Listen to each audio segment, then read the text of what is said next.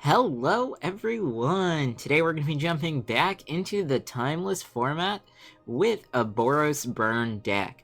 So let me jump right into talking about what we're trying to do here. We're taking full advantage of some of the new cards that we have access to with Khans of Tarkir as well as the timeless format to go ahead and put together a very powerful burn deck that's pretty close to what you would see in formats like Modern.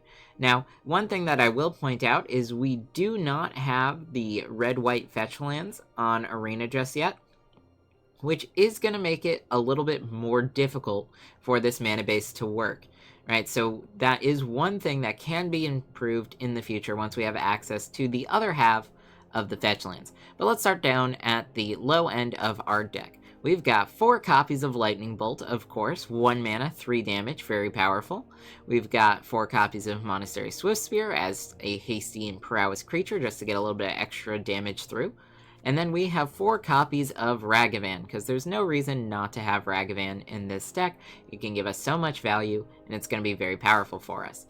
Now, next up, 4 copies of Lightning Strike. Might be 2 mana, but we do want our 3 damage spells, which is pretty important. Now, the other thing that I want to talk about is the toolbox approach that I've kind of used putting this deck together, and that I want to be prepared for a lot of different decks since I play best of one. So some of these cards like Roiling Vortex, this is a really strong sideboard card, but I prefer to have it in my main deck since I'm playing best of one, so I can be prepared for matchups where this matters. So Roiling Vortex is going to ping me and my opponent during our upkeeps for 1 damage each turn, and free spells are going to be punished by Roiling Vortex, dealing 5 damage to the player who casts them. So that's pretty fun, really good against things like Mishra's Bauble and like Ornithopter and stuff like that. So we're seeing a decent amount of value there, and additionally we can pay 1 red mana to stop our opponents from gaining life on a turn, which is great because we can't really deal with life gain very well.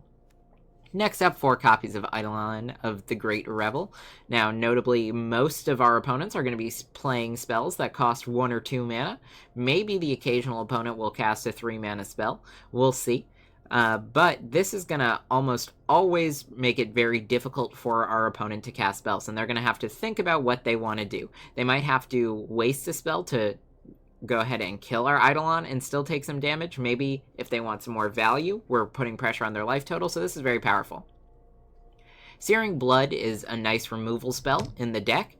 Again, we're going to have lots of small creatures. One of the prime targets for this is going to be a Ragavan, right? You hit a Ragavan, or maybe even a dashed Ragavan, with Searing Blood, and then deal 3 damage to its controller, which is going to be really powerful. We are adding Deflecting Palm.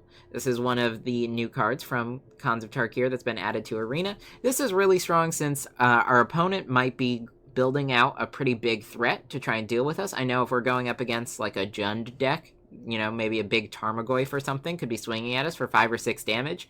And for 2 mana, we can throw that right back in our opponent's face, which is going to be really strong. Now, Lightning Helix is kind of the main differentiator between this deck and a mono red deck that you'd see in Timeless. Deflecting Palm was another reason to take white, but again, we're not taking too many white spells here, but Lightning Helix is definitely worth it. 3 damage and 3 life gain. So this kind of swing and life total not only is going to help us stabilize against other aggro decks and other burn style decks, but it is also going to pressure our opponent's life total. We get the same thing but smaller with Sacred Fire here, but this does have the added bonus of having flashback. So it's not going to be often that we get up to 6 mana, but if we do, getting that last 2 damage could be the difference between winning the game and losing the game, and that 2 life might just give us the extra turn we need to draw 1 more burn spell and end the game. Now, we are running 2 copies of Blood Moon in the deck. Now, if you've noticed, we only have 2 planes, and the rest of our lands that will tap for white will be hit by Blood Moon. So we do want to be a little bit careful, since Blood Moon could lock us out of Deflecting Palm, Lightning Helix, or Sacred Flame. But against the decks that Blood Moon is good against, it really won't matter, since the majority of our spells are going to be mono red anyway. I'd gladly take the hit to our mana base in order to preserve a winning position on the board. Again, if our opponent can't cast spells because they have all non-basics and don't play red spells, this is going to be game-ending to play on turn 3. That being said, once we do get those fetch lands, like I'd mentioned earlier, so that way we have the red-white fetch land, we can play those in this deck instead, and then Blood Moon becomes much better. We might even want to include more copies of that, since our fetch lands could go ahead and fetch us one of our basic planes without us having to dip too far into that for the mana base, and then allowing us to still cast our spells while also turning off our opponent's land. So just something to consider. And then we're also running 4 copies of Skewer the Critics. It's going to be basically 1 mana, 3 damage, since we're almost always going to be paying that Spectacle cost. But if we don't have the ability to cast it for Spectacle, 3 mana for 3 damage is fine if it means we close out the game or get rid of a game-winning threat. So that's pretty much the deck. And now, if you guys have been enjoying my content, make sure you subscribe to the channel to stay up to date on my latest videos. And if you do enjoy this video, make sure you give it a like. Let's go ahead and see how this deck does. Alright, well, here we are going first, and this seems like a pretty decent opening hand, so we'll go ahead and keep. So, with no 1 mana play, I'm actually going to start with a tap land, then we'll play out the Vantage next turn. Once Upon a Time for free. Alright, so a couple decks that we could be looking at here. Let's see, Skewer the Critics doesn't matter because it's a sorcery. Stomping Ground, alright, let's see what our opponent plays out. Ragavan, so that's going to be great for Searing Blood for us. Let's play out the Vantage. I think we'll just Searing Blood right now. Extra 3 damage to our opponent. They're already down at 14. Next turn, we've got Swiftspear, Skewer. Alright, Polluted Delta, sure. Yep, finding the normal land. Let's go Swiftspear.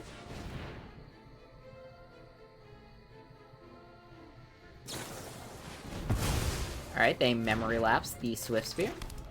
We can go ahead, shock this in, and hit our opponent with, honestly, I think Lightning Helix, just because I want some extra life. Drop him down to 10.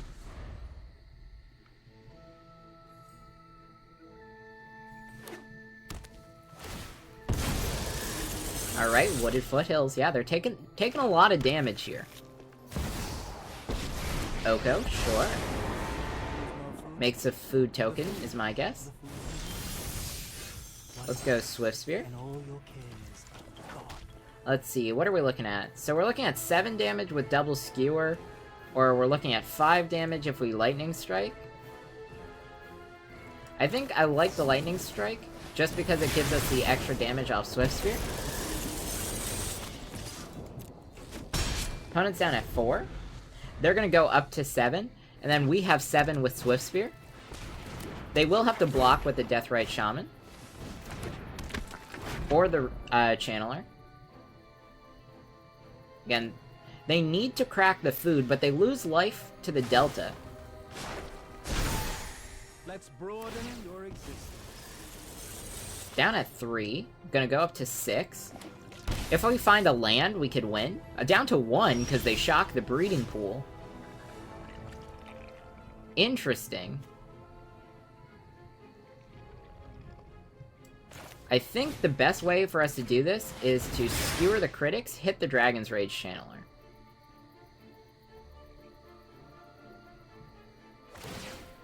Yeah, they sack for the food. Maybe they block with the Shaman, maybe they don't. But they'd have to sack the Shaman. Nope, they take it. Again, we're still in a good spot. Bobble, sure. If we have a land on top, again, that'll be ideal. Because I do want to deal 6 damage to our opponent's face. With their food token, they can really only go up to 5. Yep. They'll take a look at what I'm drawing. Maybe it's a Lightning Bolt. I'd also be happy with a Lightning Bolt.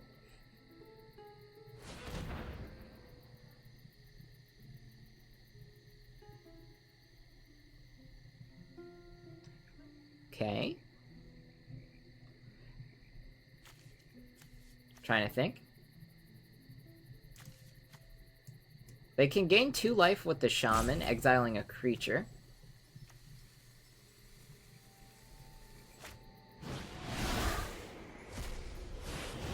Okay, Treasure Cruise, that's fine. Copperline Gorge tapped, yep.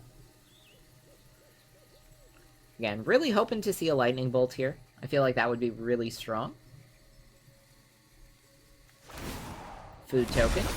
Sure, so we know where 2 of their mana has to go. They can go up to 6. Or sorry, they can go up to 7. Replays the Dragon's Rage Channeler. Enough for the food token here. They draw a card. Searing Blood. Okay, this is about as good as that could get for us. Let's go ahead and hit the Deathrite Shaman. This will force them to use their ability now, if they're going to. But then they have to choose between the Deathrite Shaman's 2 life and the food token's 3 life. Food token should be the way to go. We have Skewer the Critics unlocked. Okay, they picked the lesser one. Yep, 3 damage. Let's go ahead and Skewer. And we've got it. Alright, well, here we are on the play, and this looks pretty good. We're going to go ahead and keep. Going to start with the turn 1 Ragavan, which is going to be a pretty nice start for us. After that, we can follow it up with either Searing Blood to clear the blocker that they play for Ragavan. We could go Swift Spear, we could go Helix. We have all sorts of options. And honestly, with Blood Moon in hand, I'm actually kind of excited here for the potential for that to be very useful. Hopefully we're not up against, say, a mono-colored deck, so mono black, mono red, something like that. But we'll see in just a moment. Alright, so right now I would imagine we're playing up against a combo deck. Let's see, we'll play out the Battlefield Forge, swing with the Ragavan, Treasure, we find Duress. We're going to use the Duress here. Duress is going to keep our opponent off the counterspell for Blood Moon. Interesting. So we just take normal counterspell here. And then, honestly, I think we're going to hold up Lightning Helix to use during our opponent's turn. I definitely want them to be tapping down for their Change the Equation then, if possible. Best case for us, they play out Wishclaw, in which case they're going to be completely screwed.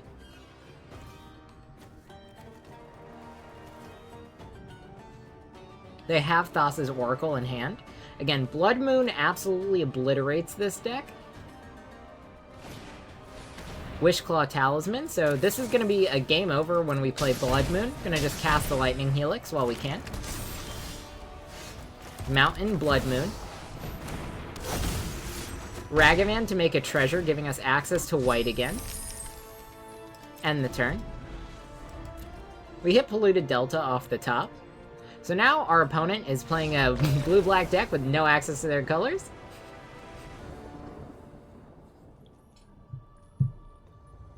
Alright, so it looks like we've got our opponent going first, playing a Yorion deck. I think this is fine as an opening hand. We're going to start with the turn 1 Ragavan.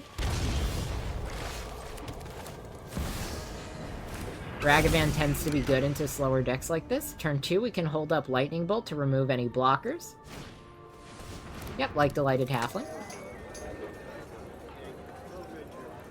If our opponent doesn't play another land, that bodes incredibly well for us. Nope, they shock in the Temple Garden. Swords the Plowshares, the Ragavan? Sure. Okay. Swift Spear.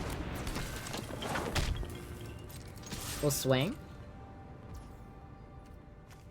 Okay, no blocks, so we'll use our Lightning Bolt now, get rid of the Halfling.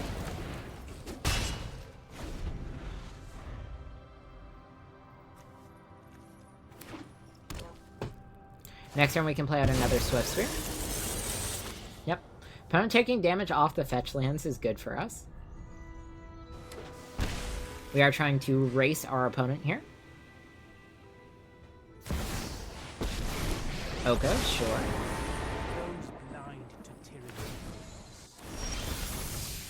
Welcome to the feast. Alright, let's go Swift Spear. We'll pay 2 life. Let's go Lightning Bolt. Double Prowess Trigger. Skewer the critics.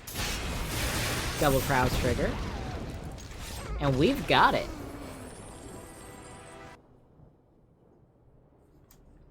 Alright, opponent going first here. I definitely want to see at least 2 lands, and doubling up on Blood Moon is not great for the opening hand. This is going to be better. We'll go ahead, keep 6, get rid of the Sacred Fire, because we don't know whether we're going to get the white land to cast it. We're going to start with turn 1 Ragavan. We can then play out Vortex or use Searing Blood to clear the way for him.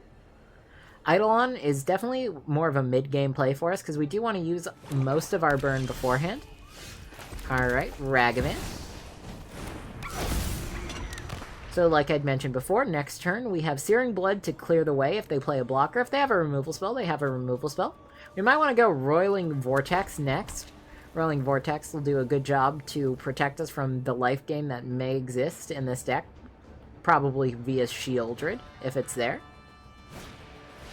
Ossification hits Ragavan, that's fine. We've got Roiling Vortex. Or we could just dash Ragavan, which I think is going to be the better play here.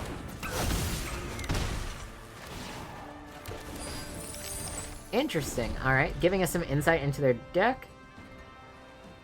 So they're doing some, like, weird Reanimator stuff, I guess. Can go Forge, dash Ragavan. Can use Searing Blood. Seal from Existence? Are they going to seal the treasure token? That's the funniest thing ever.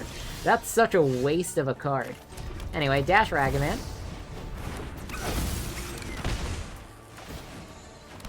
Treasure. Can't play that. We're going to play out the Vortex, though. Ragavan back in the hand. Ping our opponent for 1. We're in a really good spot. And again, with all this enchantment-based removal, I'm not at all fearful. I think we're going to be able to continuously dash Ragavan. If they are playing a Reanimator deck, the punishing free spells off Roiling Vortex is also really good. Let's dash Ragavan. Eventually they'll have a removal spell, I'm sure, but it's not yet. Ossification. No need for that, honestly. We could just leave that there. Ragavan back in the hand, pass the turn. If they go and try and remove our treasure token, we can Lightning Helix. Or Lightning Strike. Really up to us there.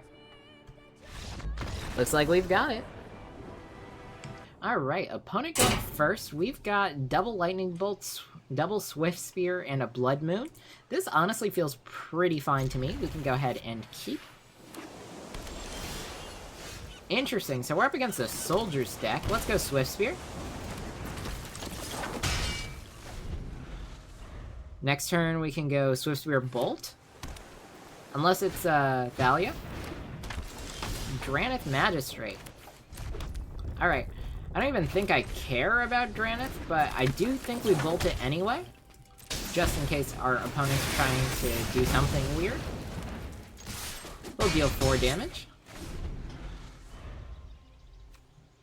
Next turn, we'll have another Bolt and Sacred Fire here. We can take our opponent off white with Blood Moon if we find another land. That could be kind of cool, but it does take us off white as well. It's the trade-off that we have to think about. Yep, Hollowed Fountain, tapped. They're definitely playing conservatively. Sleep Cursed Fairy, that's fine. Do we want Blood Moon here? I don't think we do. We're just gonna start with Sacred Fire, double Prowess Trigger, Lightning Bolt, double Prowess Trigger, 10. Deal additional 6 damage. Bring our opponent down to 4. Eidolon should be a game closer, really stopping our opponent from casting too much. Spellbinder has to hit Eidolon here. Yep. Roiling Vortex is really good for us. Swing out. They'll have to block, because this is lethal.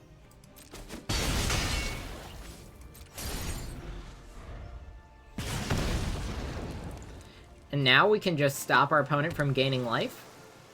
if they have a way around it. Roiling Vortex will kill them on their next upkeep.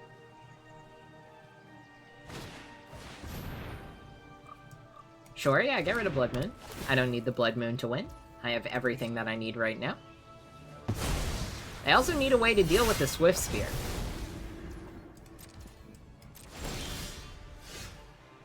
Yep. I think we're in a really good spot here. We'll play the land out. Swing for 1. That's just gonna remove a stun counter. And we've got it. Alright, going first here, but can't keep that. This is gonna be a better starting hand. We'll keep 6, bottom Sacred Fire. We'll go ahead, go Mountain Swift Spear here. Some easy early damage. Next turn we have Swift Spear Bolt. Okay, we'll go Foundry, Swift Spear. Bolt. Swing for 4. Opponent's down at 12. Next turn we've got Lightning Helix. Play this. Let's go Helix. Double Prowess Trigger. Even if they have the counterspell for the Helix, we still have those Prowess Triggers. I think... Okay. Sure, Stifle. That's fine. So, 1 fewer Prowess Trigger. Opponent's down at 6. Paying 1 life on the Strand.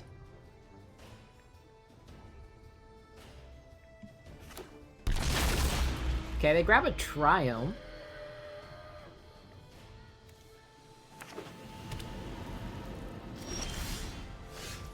Okay, move to combat. Attack like this. Leyline Binding. Alright, let's see who they hit. Lightning Bolt.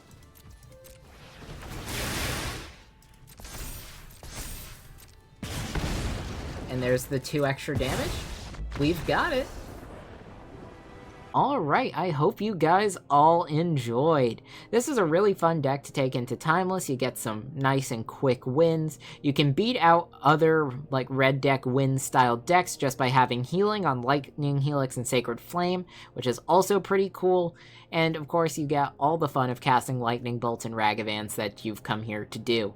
Now one thing to note is, like I'd mentioned earlier, this deck was built for best of 1. If you're playing best of 3, Roiling Vortex and Blood Moon can go in your sideboard. Maybe even a couple copies of Deflecting Palm would belong in the sideboard as well. Replace them with things like Play with Fire or Lava Jet and things like that, just so you have a little bit more straight damage for game 1, and then you sideboard into the appropriate hate tech for your opponent.